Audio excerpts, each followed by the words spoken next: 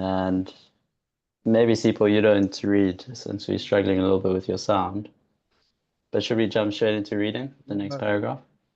Yeah, unless we want to do a little bit of review. I mean, there's only 2 lines to review. It's always Yeah, good to start with a little review. I agree. I agree. Who wants to do it here? I think you should, Larry. It makes the most sense. Sipo, you want to try it? Maybe you know what my answer to this is going to be. You've been trying to rope me into reviews for a long time. Yeah, you always say no until you stop saying no. Fair enough. Fair enough. Fair enough. So from what I remember, we were talking about what I remember we were talking about every collective, rather also the first line, and every collective I don't even know how to put it. Everything that is a thing is a collective of things that serve that thing pretty much. And, and the function of the collective is more authoritative than the function of the things which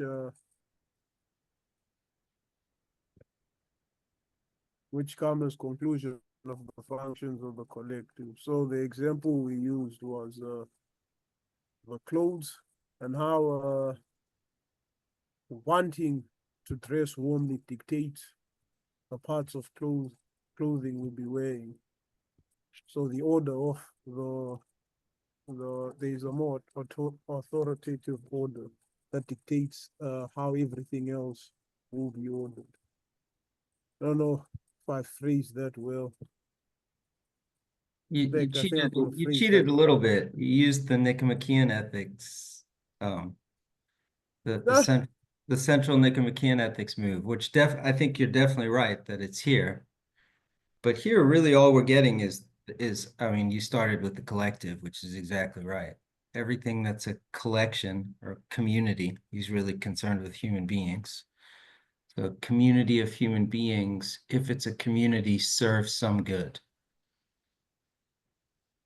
And we talked a lot about we talked first of all how similar that is to the Nicomachean ethics, which you've already kind of alluded to how much that extends the account, that the higher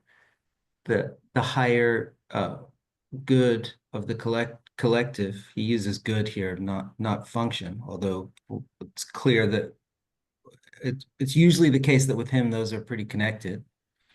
The good of the higher collective is better than the good of the lower collective. That's the Nicomachean ethics part. Here it's just that the collective is in relation to some good. The parts are unified in relation to some good. Oh, and he does have a line here that the most authoritative of all, the community or collective that's the most authoritative of all and embraces all the others. That's the outfit that embraces the particular items of clothing, aims at the most authoritative good. Mm. Ah, Yeah. And then that the most embracive collective is the political community. It's the last line we did here. yeah. I think the tension we were having from that last week was how then is it possible to have an example where the community achieves a good while the individuals are failing to achieve their good, especially if the community part of the community's good is to embrace the individual's good. Yeah. good. No, so what is this authoritativeness? What is this embracing? The higher good. Well, so the higher collective embraces the lower collective. The city embraces the family within it. What does that mean for the good of the city in relation to the good of the family? Yeah, that was important for us last time. Yeah.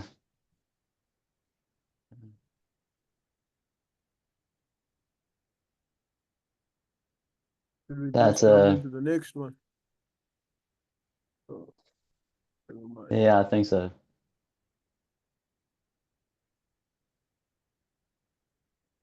All right, all you, Larry, or Dan.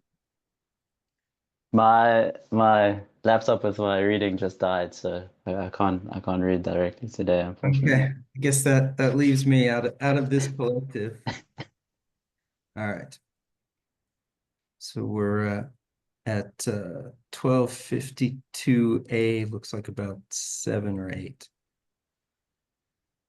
Those who suppose that the same person is expert in political rule, kingly rule, managing the household, and being a master of slaves do not argue finely. For they consider that each of these differs in the number or fewness of those ruled and not in kind. For example, the ruler of a few is a master, of more a household manager, and of still more a political or kingly ruler. The assumption being that there is no difference between a large household and a small city.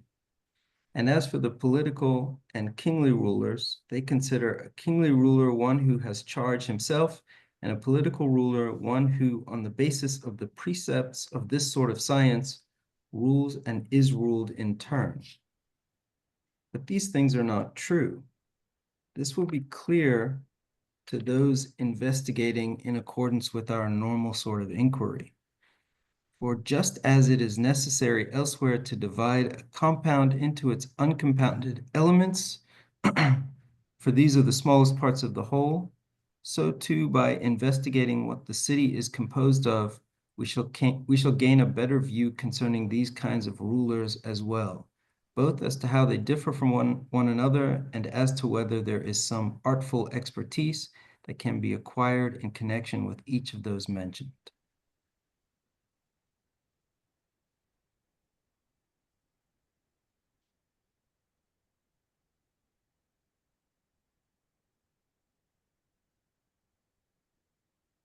So, I mean, maybe the pieces that are at play, there's kinds of rulers, and those who reason non-finely or not well are reasoning that a ruler's prestige, I guess, increases by means of the number of the collective that they rule over. So then authority is something like a quantity of ruling over. But then the non-fine reasoning is that there might be a rulership that is of a different kind.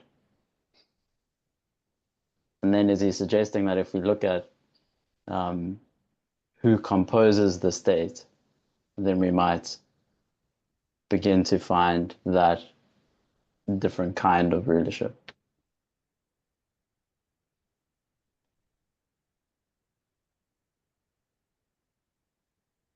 I'm curious about that first claim you made there.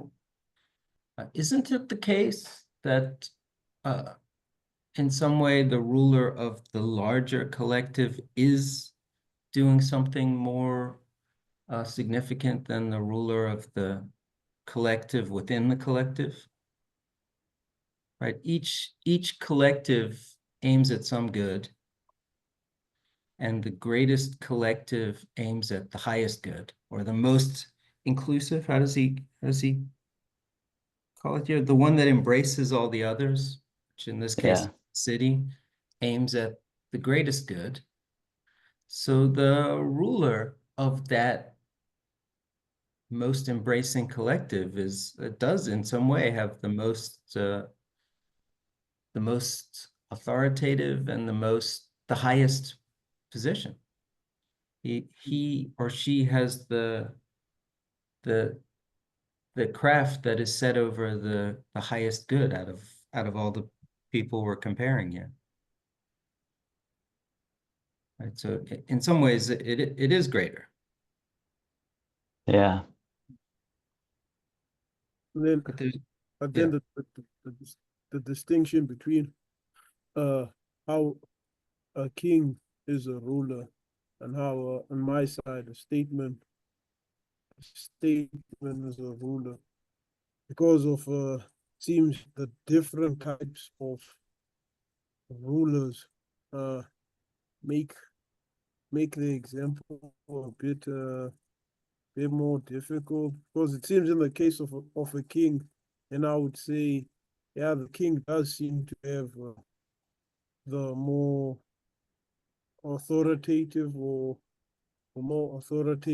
more inclusive, one that includes all the other goods, but I'm not sure about the statements type of rule, because it seems like they describe him both as a servant to everybody else, while let me try and see the way it's put here. The distinction which is made the king and the statement is as follows: when the government is personal, the ruler is a king, and according to the rules of the political science, the citizens rule and are ruled in turn. So yeah, I'm having a difficulty now seeing if the statement has rule over the people or over the state, but is also in service to the state. I don't know if that affects. I don't know if it affects what's more authoritative now, because it seems his rule is also in service to something else. Am I making sense? Well, you want to go back to that passage and ask yourself what distinction Aristotle is making there. Sure. In general, in this whole section of text, you know, I mean, you guys know me. This is my general method of reading something like this. I mean, Aristotle in particular, we always have to keep track of what puzzle he's raising and trying to solve, or if not trying to solve, trying to use to direct the inquiry. Mm. So what's the puzzle in this section of text? It comes out in relation to what the statesman and the king, or the political ruler and the kingly ruler, as my translation has it. But it also comes out in the distinction between the household manager and the master of the slaves and the political ruler. Right, so we want to make sure we understand, we are conscious of what question he's asking here. Asip, I'm not sure if I'm tracking you correctly, but I think it's that question of kind. So whether the rulership that is set over all the sets, so the ruler of the highest set, whether that rulership is of a different kind to the rulership of the sets under that set. Is that the dilemma? Yeah. So the possibilities could be that it's of the same kind, or not. I'm not sure what or not would be. I think Larry was pushing into the idea that it is of the same kind, or that that's how we are accounting for its authority, its higher authority, that it is set over other sets. Well, yeah, I'm actually I did raise that, and for roughly that reason, but I would be making a mistake if I pushed for it being of the same kind. Yeah. let me just read the first line I read again here. Those who suppose that the same person is expert in political rule, kingly rule, managing the household, and being a master of slaves do not argue finely. But it So might suggesting seem not the like, same. Yeah. what's that, Sipa? So it suggests that they're not the same. They just It seem the seems to same. suggest, yeah, that's what the language seems to suggest, that they're not the same. And maybe he's raising that because it does kind of seem like they're the same. It's each one is seeking the good of the collective that he is ruling over, or she. I mean, probably most of these are he's in ancient Greece. Right. So it might seem to us, well, look, it's a collective and a good, and the ruler of the collective is responsible for uniting the collective around that good. It might seem like it's the same expertise, it's the same craft. Ruling is a craft, and the person who is good at that craft is good at it if the thing being ruled is a household or a city.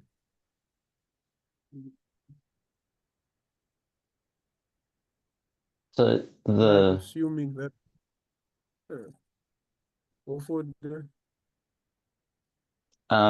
the I guess the only difference that I can think of now is that the ruler of a subordinate set would be given the good from the higher set that he then gives to the collective or set that he's over.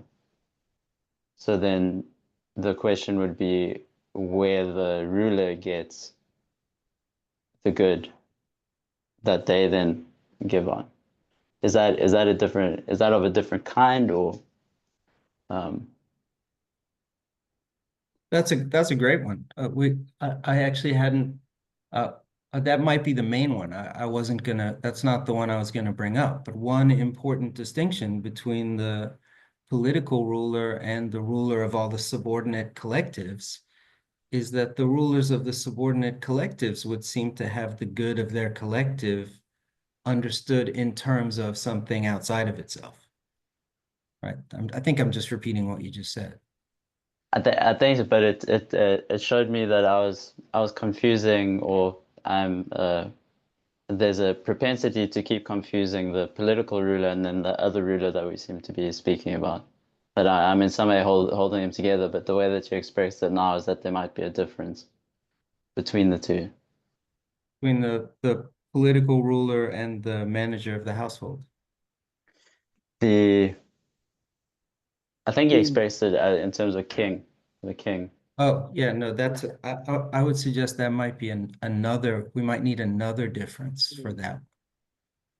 Okay, so Okay. there's the difference you suggested, which is that the ruler, all the rulers except for the political ruler and the king, except for those rulers who rule over the largest collective, and that would apply to both the king and the political ruler, are rulers in a subordinate sense. They're the good that they are uniting their collective around is subordinate to something else. The political ruler is a weird one. Because it seems clearer for the king than the political ruler. Because it seems when they distinguish the king from the political ruler, the part where the political ruler has a service to the people seems to put them. If the political ruler now has a service again, a role of service back to the individuals, it seems that somehow now the individuals are going to dictate to the political rule. Am I making sense? Well, for example, seems that the king is supposed to come up with the higher good, but the political ruler, I guess it's the part that says the political ruler is in service to the citizens, which Yeah. again now is the individuals, which makes it trickier than the other one. Okay, yeah, so why is he bringing that up? So the political ruler and the king are set over the same collective, almost. Almost exactly the same collective, the most authoritative collective. Right, so we just noticed, Daniel just noticed for us that the person set over the most authoritative collective is doing something different, has a different expertise, is practicing a different craft from the person who is set over one of the collectives within the collective.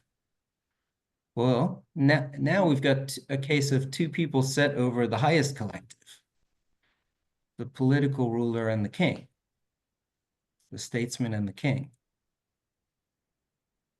Turns out even they're different. Right? So how do we explain their difference? It seems to be the same collective. But ruled differently. Well, what do you mean by rule differently? They're ruling over the same collective, but they're ruling over the same collective differently. What I mean, is that the part that needs explanation? I don't know. I mean, can't two kings rule differently from each other? Or can't a statesman and a king rule in roughly the same way?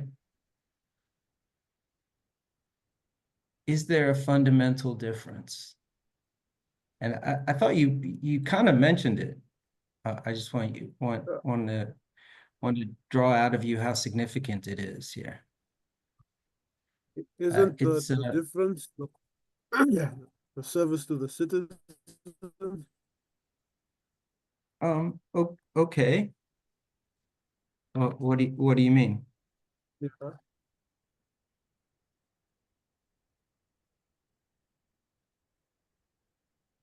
As in the statement, with the statement, the statement is appointed by the citizen, and then rules the citizen.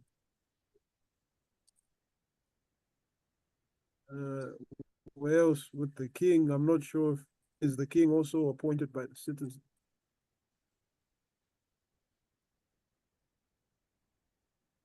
Let's reread the sentence here.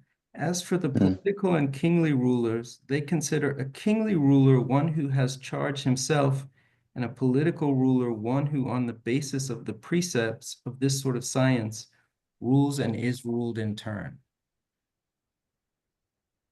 So what does that mean? Yeah. What science is that? So what's the we don't know what the science is yet. That's part of why Aristotle is always so much fun, especially at the beginning, because we don't know what we're talking about yet. It's like we're starting out in a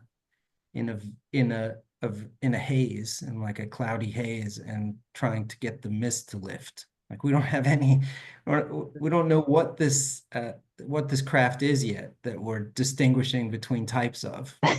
That's part of what we're in the process of figuring out what it is that we're talking about. But the way we're doing it is, or the way Aristotle generally does it, is by slowly making distinctions as they kind of present themselves in the distance here.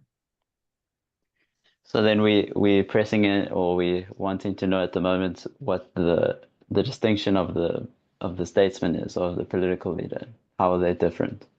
They are ruled, and they rule. They're ruled by, and they rule. This is the statesman. Yeah. And the king? I can't recall from. Yeah, that seems to be. Yeah, you don't have the text in front of you. So the political ruler or the statesman rules on the basis of precepts, rules and is ruled in turn. Yes. The king is considered a ruler who has charge himself.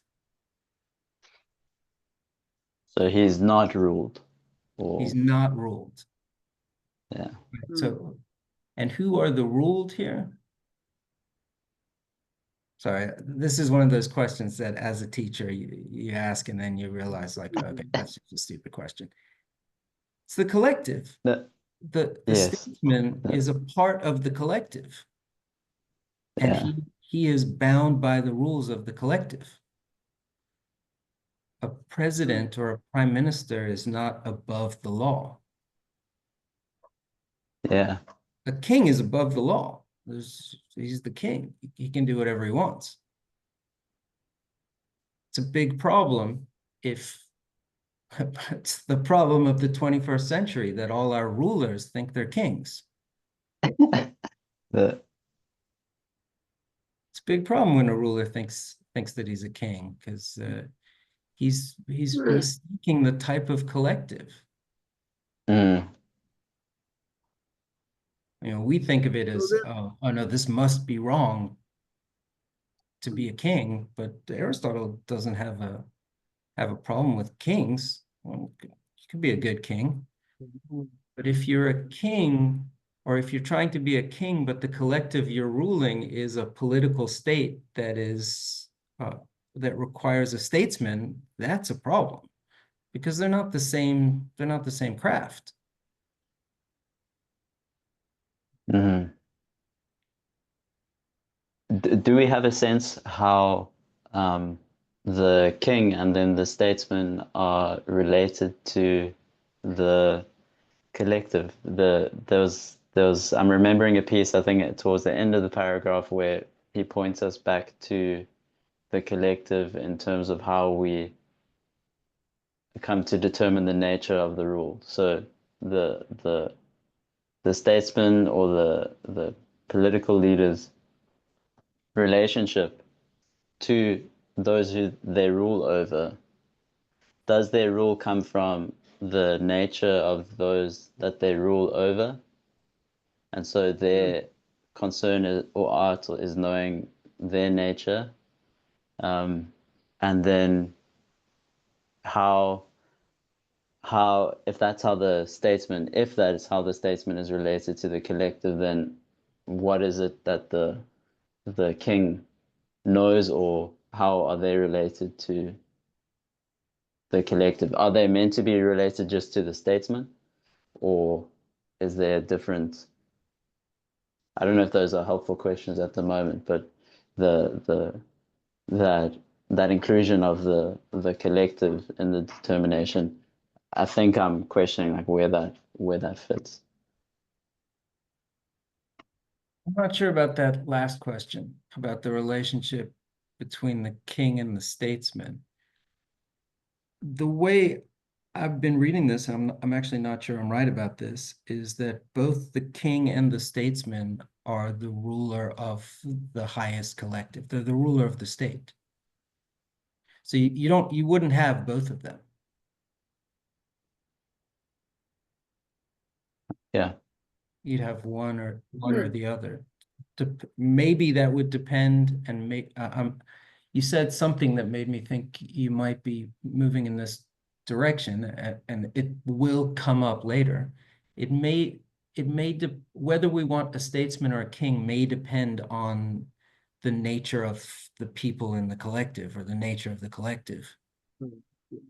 But that's not what he's noticing here. What he's noticing here is that the king and the statesman are distinguished. And that's interesting for us because, or at least their expertise is distinguished. Which is interesting for us here because we're asking about whether or not ruling a collective is the same expertise in every case. So you saw the first major difference, maybe the most major difference, which is that the lower collectives, the good that they serve is a subordinate good. So the person who rules a collective for the sake of a subordinate good doesn't seem to be engaged in the same craft as the person who rules a collective for the sake of an intrinsic good. That's already one difference. But that difference doesn't clearly apply to the king and the statesman. Well, here's another difference.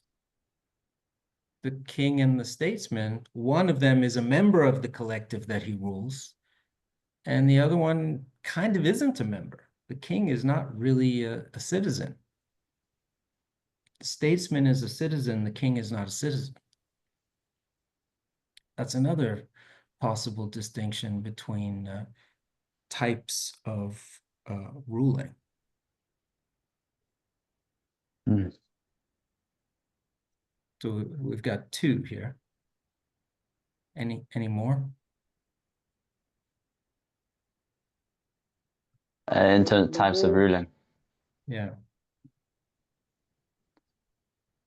You kind of hinted at it in your last point, I think.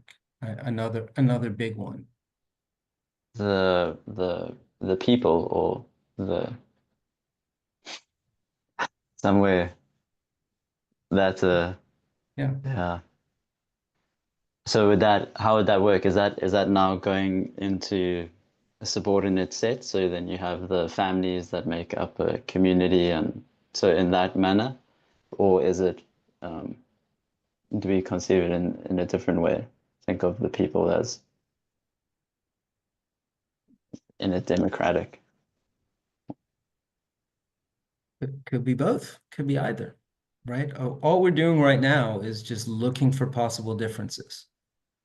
Yeah. So in relation to a collective that is collected for the sake of the good, in relation to ruling a collective that is for the sake of some good, and all collectives are for the sake of some good, we've got the type of good that could distinguish the craft, the relationship between the ruler and the collective that could distinguish the craft. The ruler could be a part or not a part of the collective. And then I don't know if this is lastly, it's starting to seem complete when we look at it this way, but also we have the elements of the collective could be different. You know, in some sense, every craft, every expertise is a putting together of a collective for some good. That's what a shoemaker is. He's putting together the parts of a shoe so that the shoe can serve its good. What distinguishes him from the cabinet maker is, well, one, the shoe fills a good that is different from the good that the cabinet fills. And another is that leather and cork are different from wood. Like the things that make up the collective are also different. And that changes the craft. So in saying, are they all experts at the same thing? Well, they're all experts in some sense, because that's what an expert is, somebody who unifies a collective, at least one way of understanding an expert or a craftsman. But we're just defining expert or craftsman in general. We're not saying that this is the same kind of craftsman. To say that, we have to look at what distinguishes these things. Parts, the good, the relation between the person ruling and the things he's ruling. Shoemaker doesn't. I mean, we talk about the shoemaker as if he puts his sweat and blood into the shoes, but he doesn't really. That would be a mistake. So sorry, am I the only one who finds that funny? The shoemaker cutting himself while he's making shoes. Yeah, I was taking it metaphorically, or like. Well, the tension I was having earlier seems to be even worse now for me. Because now you guys have distinguished again, the statement is part of the collective, and also somehow not part of the collective. I guess now to clarify the question I had earlier is, we can see clearly in the king's example who determines the highest good, but it's very difficult for me now to distinguish who's determining the good of the collective in the statement. in the political leader's case? Is it the political leader determining the good of the collective, or is because the political leader is also subordinate to the collective? Is it now the individuals determining the good of the collective themselves? It kind of sounds like now, if we're using the clothes example, sounds like now we're saying the clothes choose the socks to determine what's good for the outfit.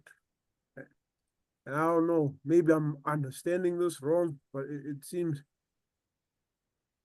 to cause reason for concern about who's determining the good in the case of the political leader. It feels quite similar to the dilemma that we labored to bring out last week between if it's like what is the good of the individual and how does that relate to the good of the state, and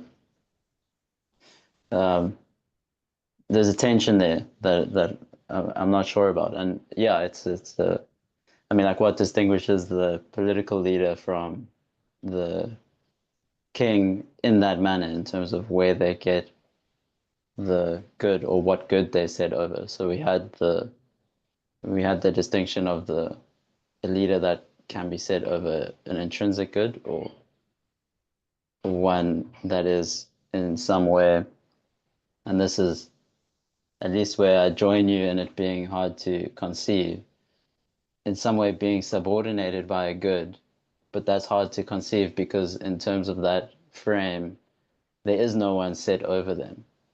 So it's hard to then think about where that good comes from that they then give to the sets that they are over. If they are ruling in the manner of a statesman.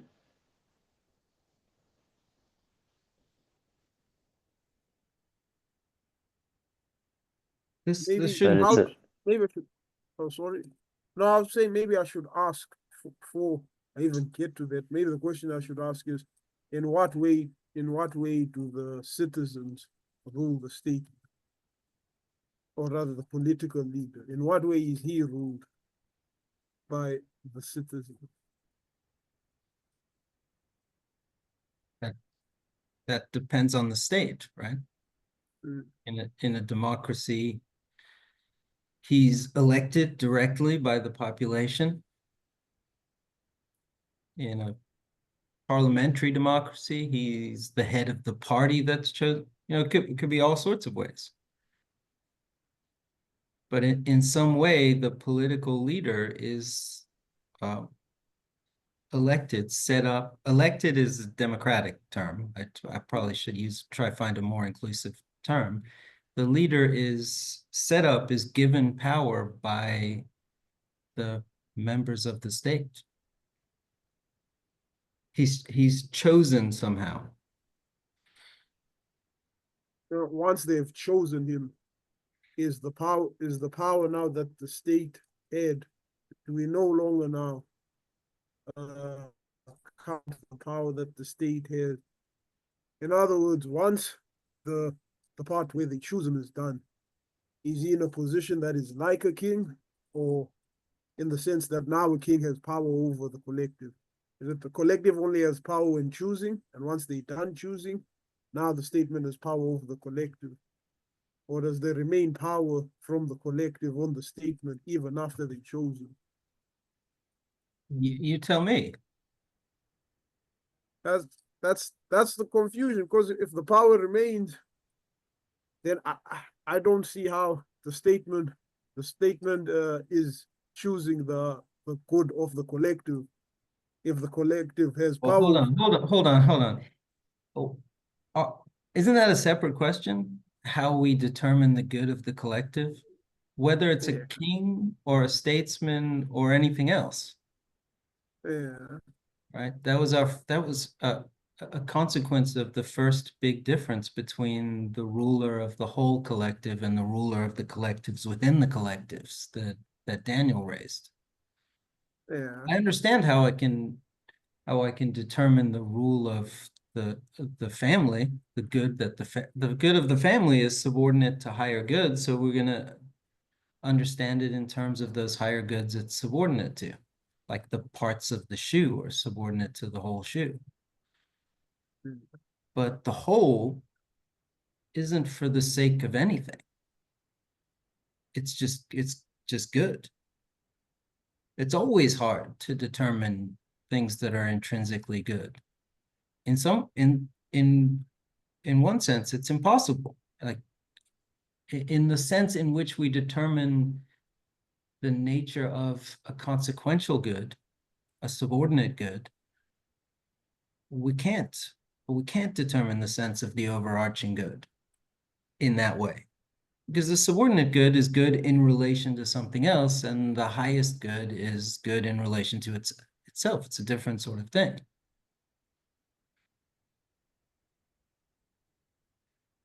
So when we elect a ruler, do we elect him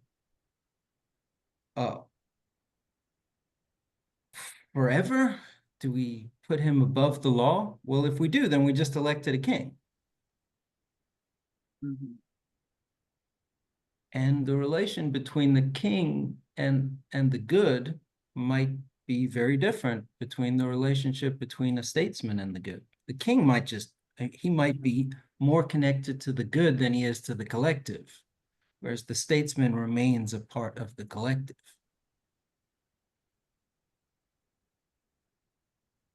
It's still up in the air, still hazy.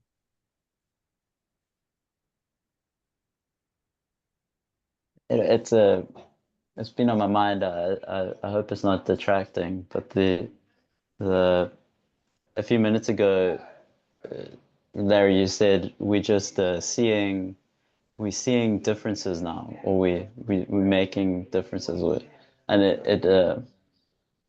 it's always astounding for me how difficult it is actually to do that or to get into that mode. There's always some manner of coloring or predisposition to, or like a propensity in my thinking. It gives it a kind of tilt. Yeah. That makes it hard just to see differences. I don't know how to express that in a different way, but that kind of tilt made sense. I'll give you I'll go on one of my Aristotle rants here that maybe will relate to this. All right, so how do we start a science? Aristotle has this whole theory of how science works, and science for him, science is one of these horrible terms that we got from Latin that doesn't mean what it meant to Aristotle anymore. He just means a branch of knowledge. So how does a branch of knowledge work? Well, for Aristotle, a branch of knowledge is always about a something, about a thinghood or a substance. Substance is another terrible word, but a science is always about a thing. So usually I use stupid examples like the grazing animal. You can have a science of grazing animals because a grazing animal is an ousia, a thing, a substance, and a substance has a bunch of properties. And once you know what the substance is, you can scientifically derive all the properties. Okay, so it works fine once you have the substance. You've got this thing, and now you divide it up and you figure out what parts of it are essential and what parts are not essential by looking at a bunch of instances and so on and so forth. But the first step is much more difficult and much more interesting. The first step is to identify the substance that you're talking about in the first place. That's where the haziness comes in, and that's where you have to worry about all the stuff like personal biases and your mood based on what you had for breakfast, and et cetera, et cetera. Right now, that's still what we're doing. Usually, in Aristotle, the first book of his big treatises is the part where he's trying to arrive at the substance or thing under discussion. So in the Nicomachean Ethics, it's book 1, chapters 1 through 7. And then when we get to the definition of happiness, and now we have the good and the thing that we're discussing and the substance of the discourse, and then we can move more or less, what's the word, deductively from the substance. On the soul, all of book 1 is the dialectical part of the discussion to figure out what the thing called the soul is. And then at the beginning of book 2 of On the Soul, he says, you know, the soul is the first being at work of the natural being possessing organs. Okay, now we have the substance, and now we can deduce things about it. In his physics, he has to spend all of book 1 determining what a nature is, and so on. So here, we can say roughly what the substance that we're discussing is, what the thing we're discussing is. It's the city, it's the state. But we don't, that's fine that we can say what it's good that we can say what it is, but now we have to slowly get it into focus here. This is still the dialectical portion of the inquiry here, where we're still trying to get clear on what it is that we're doing.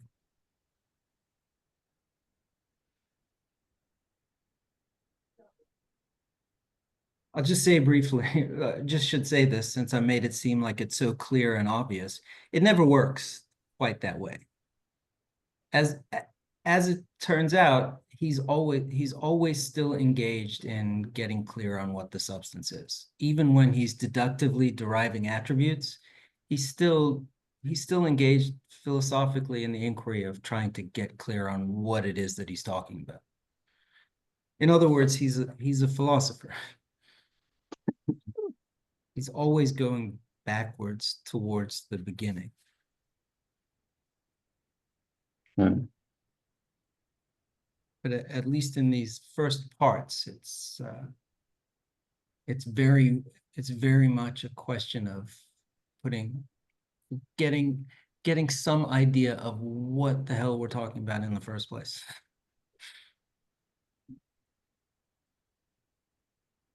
Yeah. What is the state? What could the good of the state possibly be? What could the good of the whole possibly be? It's the same puzzle. We already saw the puzzle last time. Now we're sort of further determining what it is that we're puzzled about.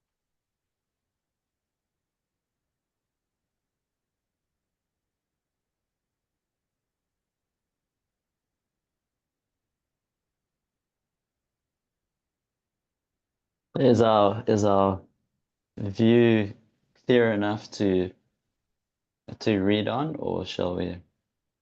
Yeah, should we read on a little bit? All right, do you have text in front of you yet, or is it me? No. Laptop's charge is not with me, unfortunately. Okay, I'll just read it. We're about to start chapter 2 here. We just finished chapter 1. So I'll read a couple of lines and then just stop somewhere where it feels right, or just signal to me if it's time to stop. Cool. Okay. Chapter 2. Now, in these matters, as elsewhere, it is by looking at how things develop naturally from the beginning that one may best study them. First, then, there must of necessity be a conjoining of persons who cannot exist without one another. On the one hand, male and female for the sake of reproduction, which occurs not from intentional choice, but as is also the case with the other animals and plants, from a natural striving to leave behind another that is like oneself. On the other hand, I guess, the naturally ruling and ruled on account of preservation, For that which can foresee with the mind is the naturally ruling and naturally mastering element, while that which can do these things with the body is the naturally ruled and slave. Hence, the same thing is advantageous for the master and slave.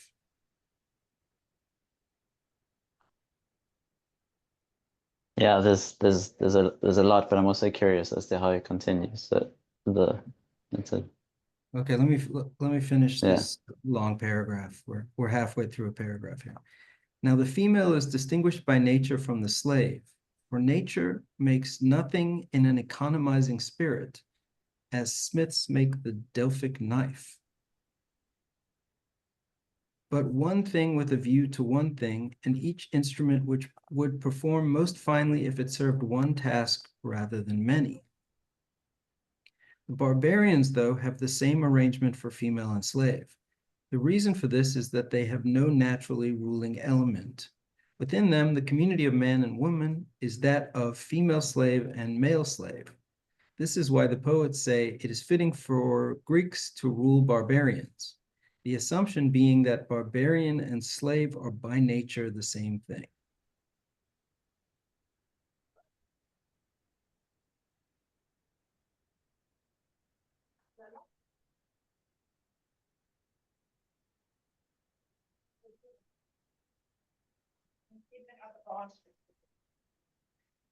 Barbarian and the how from that difference between male and female, how does he say the barbarian what is the difference between the Greek and the barbarian? Because he doesn't say this. The poets say that it is fitting for Greeks to rule barbarians. So we should notice here, especially nowadays, since the general trend is to make sure that we are aware that it's Aristotle saying all these things and what a horrible person he is, so that we can cancel him and get on with reading easier texts. He's trying to understand why this poet might say that it's fitting for a Greek to rule a barbarian. What is the poet assuming?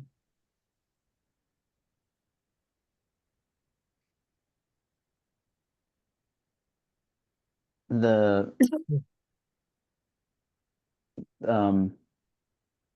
was something about it naturally occurring ruling element. Yeah. But at the beginning, when he started, he was saying that the male and female relationship, even I'm assuming within the Greeks, is it was ruled by something, or it wasn't. I'm not sure the language. It's not chosen, but it's from this drive to recreate another like oneself. So there's a sense of unfreedom in that context, but then the distinction that's made from the barbarian gender relations is that it's also unfree, but it's unfree in a different kind of way. Or am I like seeing the pieces? Or I'm just realizing how many great reasons people could find to cancel Aristotle from this particular chapter here. The I male-female don't know if I see relation, them. Yeah. or the master-slave relation. What makes the master and the slave here, according to Aristotle? What's the naturally ruling element?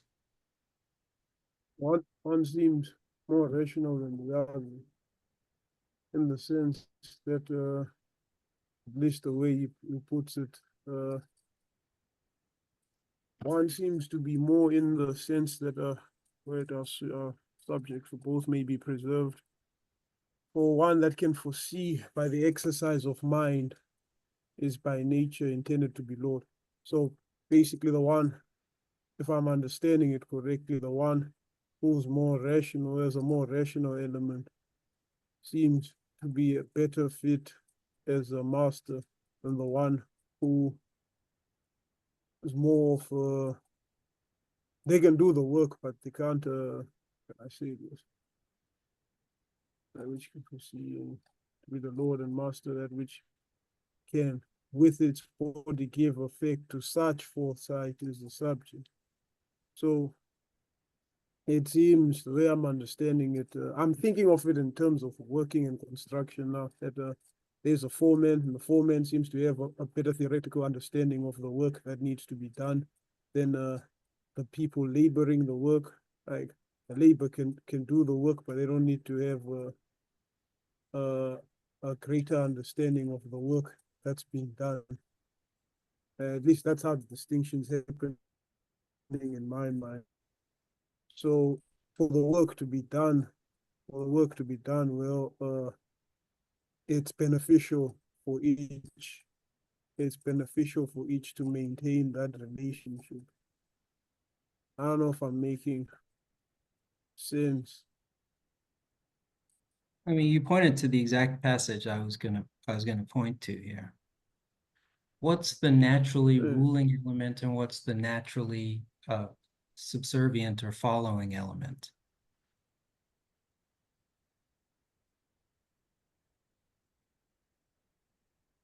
I might be Rationality, putting, not the ruling element. say again? It's rationality, not the ruling element. Well, I don't think The he uses ability the word to rationality foresee here. He by just uses the exercise of word mind. mind. Yeah. The mind is the Yeah, ruling foresee element. by exercise of mind. Yeah. Yeah. And Yeah. then bodies are one ruled over by mind.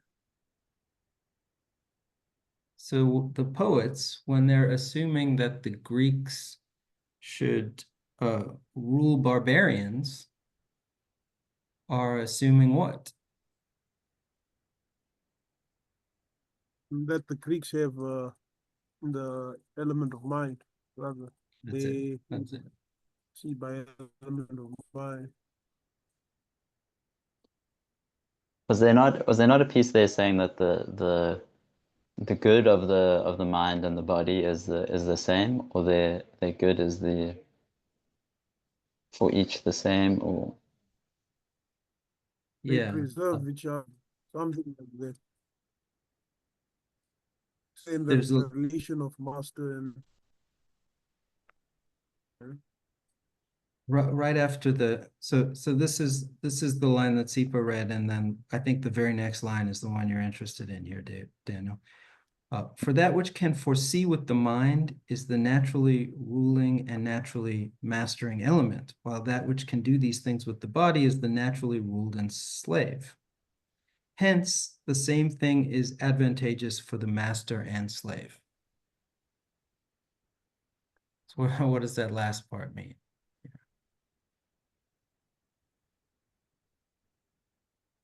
the same thing.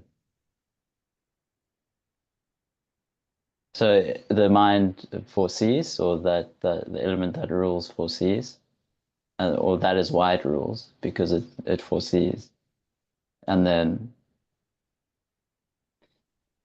what does it foresee, or I mean, why the hence? Why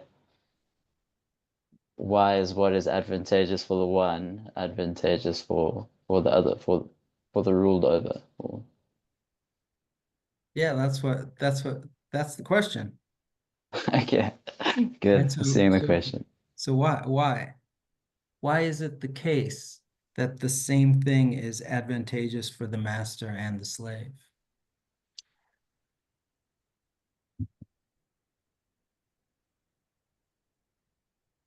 I mean, what the a thought that blurted itself into my mind was that they are the same thing, or that. Well, okay. So what sort of thing are they? Ah, they're collective, or let's Yeah, just they're a state. collective.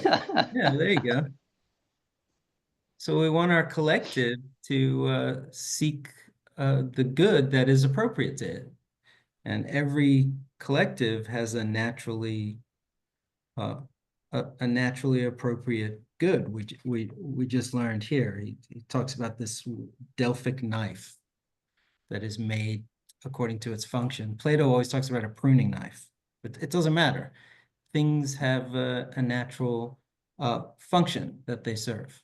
And our collective, whether it's man and woman or master and slave or Greek and barbarian or a bunch of families, it doesn't matter. They form a collective. And as a collective, they have some good that they are in relation to. And what's good for them as a collective is to achieve that good. And if it's good for one of them, it's good for all. It's good for all of them. So if it's true that mind rules and body follows, then it is the case that when you have two people, one of whom acts based on mind, and the other one who acts based on body, it is the case that it's better for both of them if they put them together and have the one who's ruled by mind make the decisions for them. It'll be better for both of them.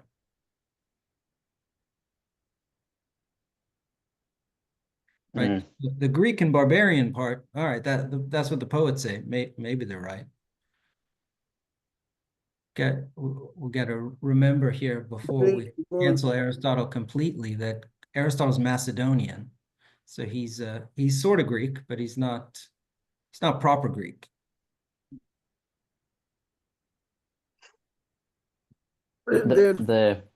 Yeah, go first. Is it because the barbarians don't have the same type of ordering in the sense that they don't distinguish between the role of a female and the role of a slave? They don't have the same type of ordering as the Greeks. That gives to the conclusion, possible conclusion, that the Greeks are more of are more on the side of mind than the barbarian. Is it based on the fact that the Greeks make a distinction, a clearer distinction than the barbarian? The distinction between female and slave. Slave, yeah. Yeah, whatever that means. Yeah. The Greek female and male in there was something in the beginning about like starting from the beginning or endeavoring to I'm not sure, but the Greek male and female who are their collective is serving reproduction, and there's a way in which there's an unfreedom in the terms of they don't rule that fact. It's they're together by means of that or because of that, or then there's a difference. Yeah, he glosses after he talks about the male and female are together for the sake of reproduction. And then there's a parenthetical here, which occurs not from intentional choice, but as is also the case with other animals and plants, from a natural striving to leave behind another that is like oneself. So neither the male nor the female sets the end. Right? That may very well be the distinction between a female and a slave here. The husband doesn't set the end for the man and woman, it's set by nature. It's a natural. So the barbarian husband sets the end for the female because they're not distinguishing between female and slave.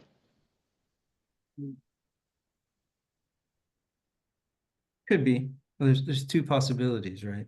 The barbarians don't distinguish between female and slave. So either they think that the man sets the end for the woman, which is wrong, or they don't even think that the master sets the end for the slave. They're just making them the same. So they can make them the same by making the woman like the slave or the slave like the woman. Yeah. Okay. So that's how they conclude that then in that sense they're all slaves. If they don't distinguish between the master and the slaves, then it puts them in a position where they're all slaves.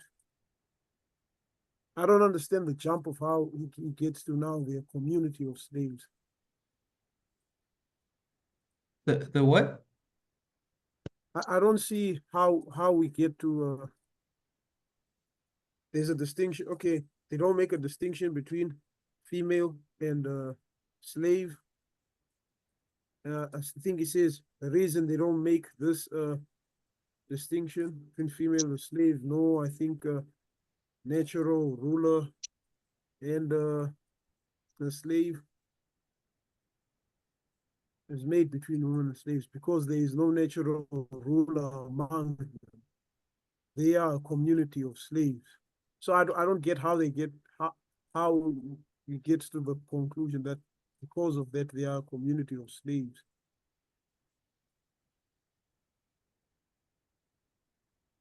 I'm not communicating my point well. Well, I don't think he really cares about whether or not the barbarians are slaves or free people. Right? What's he really concerned about in this section of text? I'm gonna do my usual pulling away from what just politically people seem to like about this passage. For most people, this is just it's about masters and slaves and men and women. But that's not what it's about for Aristotle. Those are just examples, right? The main point is the point you raised at the beginning, Sipa.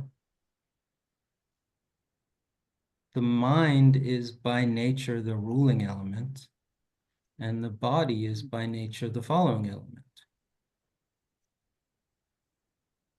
Like that's what his whole ethics is about. It's true in a single individual. You want to make decisions with your mind, not with your body. If you make decisions with your body, it's not going to be good for your body or for your mind. Your body, if put in control, tends to make really destructive decisions. In some ways, that's Aristotle's ethics on one leg here.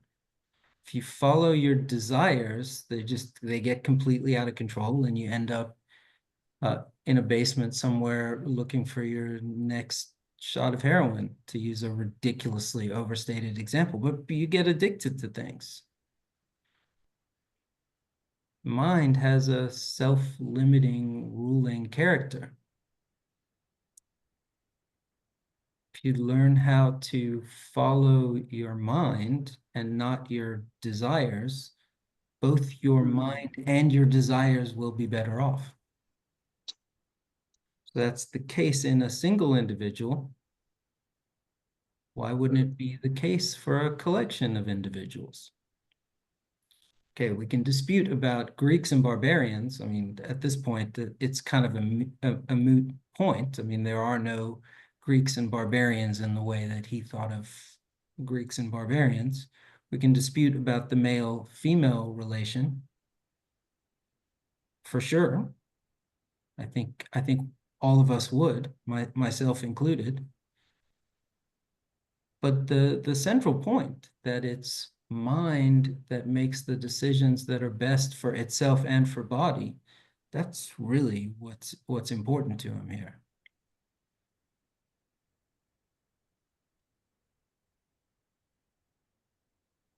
So it makes sense. It makes sense in the sense that a person that would be ruled by their body would basically, in the sense that you'd be a slave to your desires anyway, because you're not making any choices by your own will. You're being dragged by your desires here and there. And then, yeah, I mean, if we didn't, I think we believe that in the modern era, we're just not aware of it. Otherwise, we wouldn't be sending junkies to rehab. Like if we thought they could just figure it out on their own. But the fact that we can see when a person is completely out of order, and then we send them to somebody to try and, you get what I'm saying, try and show them that, look, you're out of order because of this, and we're trying to get you back to a rational state. It seems that there is a, it seems that it's almost, I don't know what the word I'm looking for, but it seems that it should be obvious to us that the mind is a ruling element, and the body, and the body, like having the body rule would be destructive. It seems it should be obvious to us, any of us. Yeah, I think I think you're right that it's obvious to us in extreme cases when somebody is very disordered. But maybe it's not as clear to us as it should be what to do about it. We're just sending one barbarian to another barbarian.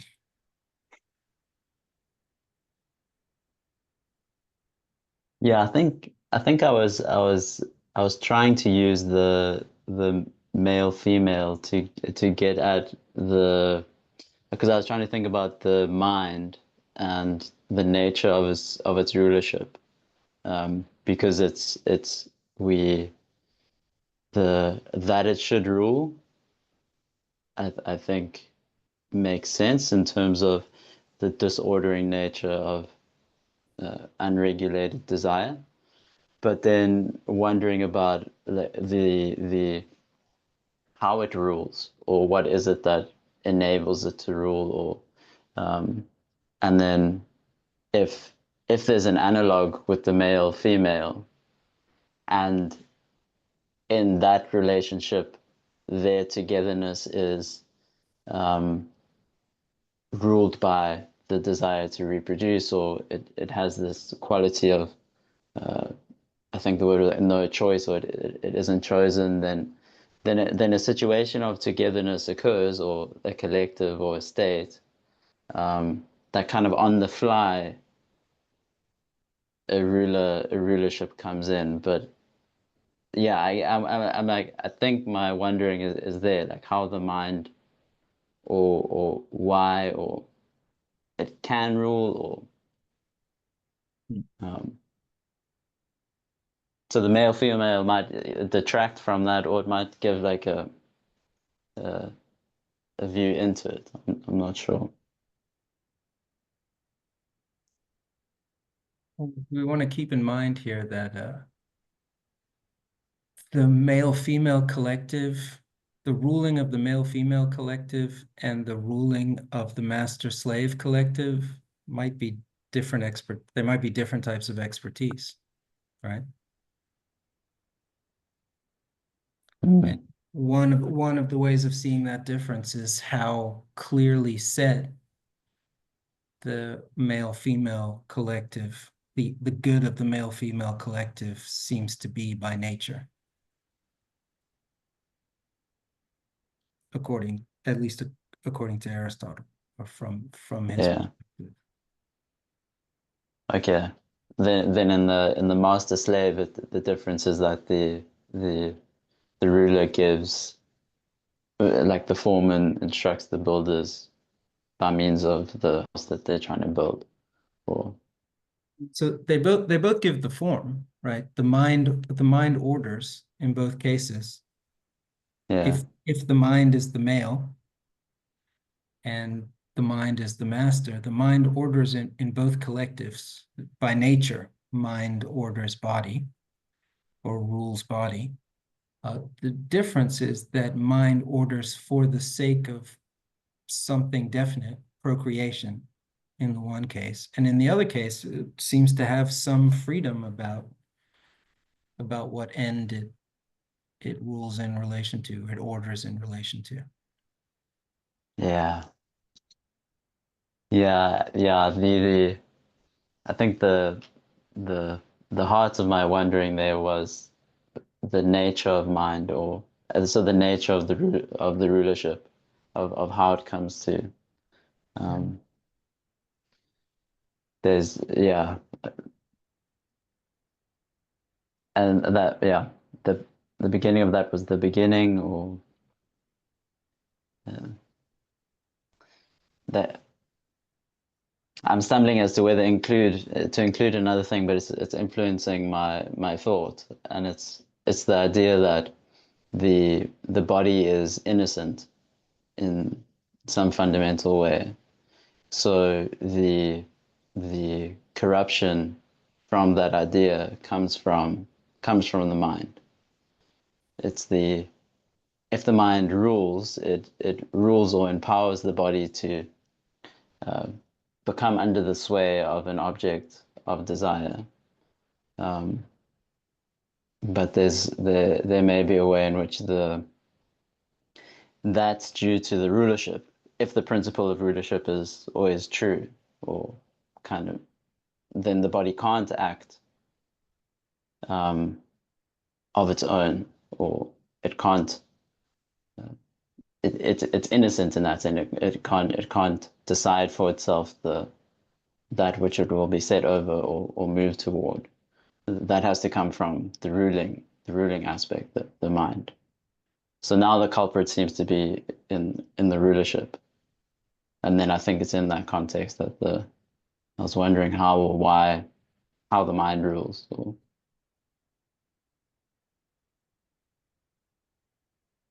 Right. I'm not entirely sure I understood the problem there. Let me try to say it back to you, and you can tell me if I have the right idea. So the body left to its own devices won't fall into the sorts of disorders and addictions that I was talking about. It's the body that has a bad mind ruling it that will fall into those problems. yeah, I think so. And even in just you saying it, it seems like the state of there isn't a situation in which the body isn't ruled. Like there isn't a situation of the non-relationship. There's always the relationship.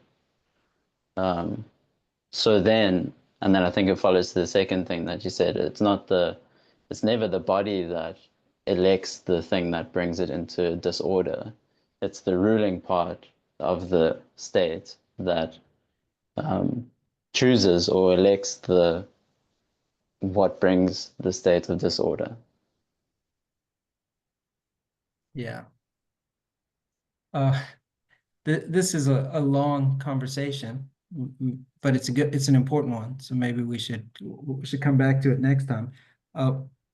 But I would just suggest that, and I'm guessing this is probably something you've thought about in your line of work, Daniel. I don't like calling it a line of work because I think it's more a vocation than a work. But what is a desire? You know, is there such a thing as a completely mindless desire? Or is it desire itself an act of mind? And the question that Aristotle seems to be asking, I mean, you know, he's not claiming that a woman or a slave doesn't have a mind, right? He's not that much of a misogynist. You see, you know, desires are mindful things. They don't exist without a mind. The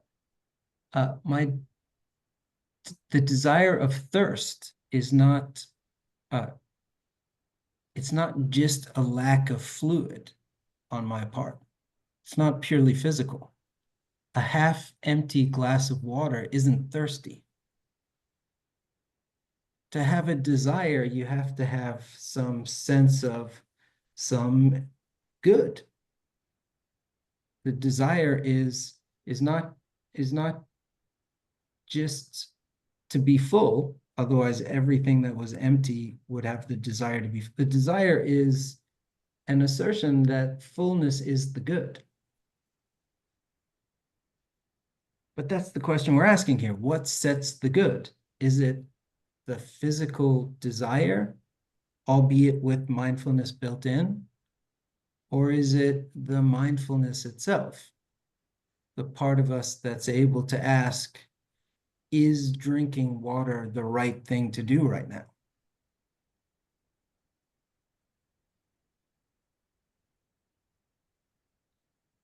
there is no purely 100% physical member of a human collective. We're all humans. We all have desires and minds. It's just a question of which element in us we're ruled by. Are we ruled by the desiring element in us, which identifies the good with the object of desire? Or are we ruled by the mindful element in us, which somehow identifies the good with the whole that the desire is a part of? Is drinking that water good for me? That's the short version of the claim I would make here. The way desire works is it's not unminded, it's single-minded. It identifies a good. It's the object of the desire. That's the physical way of identifying. That's what he's talking about as slavish here. Then on the other hand, there's the mindful way of identifying the good, which is how is that object going to relate to the whole, to the collective? That's the more masterful way of identifying the good. Yeah, sure. Which I think, Sipo, is what you said when you were talking about mind and reason. Mm. That reason or a mind is the word he's using here, identifies the order.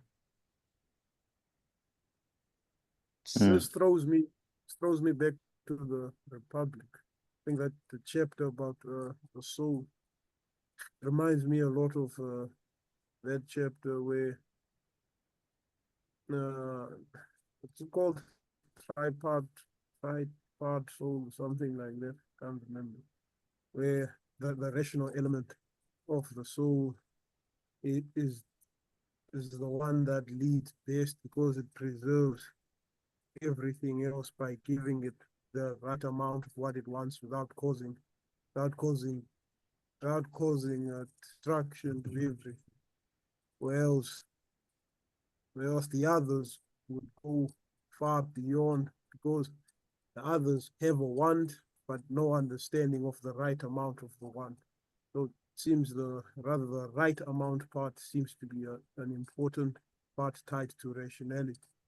It's not just the wanting something, but knowing how much of the something you want is good for you overall. Just throws me back to that same throws me back to the Republic. Yeah, book 4 of the Republic. I think it's there in the Republic as well, that desire looks for the object of desire and mind looks for the right amount of the object of the desire.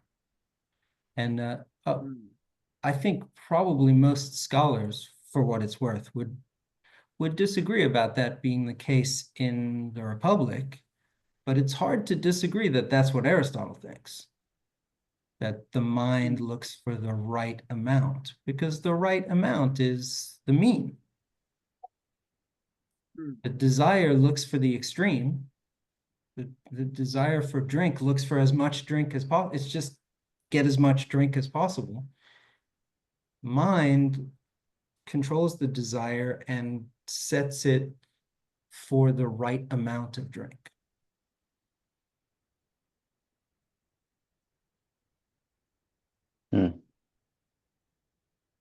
I'm conscious of both of your times and really appreciative for this conversation.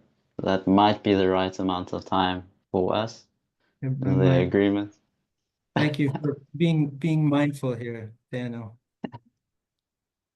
So that's a good close, I think. I'll Okay. stop the recording. I think we got about halfway through the chapter here.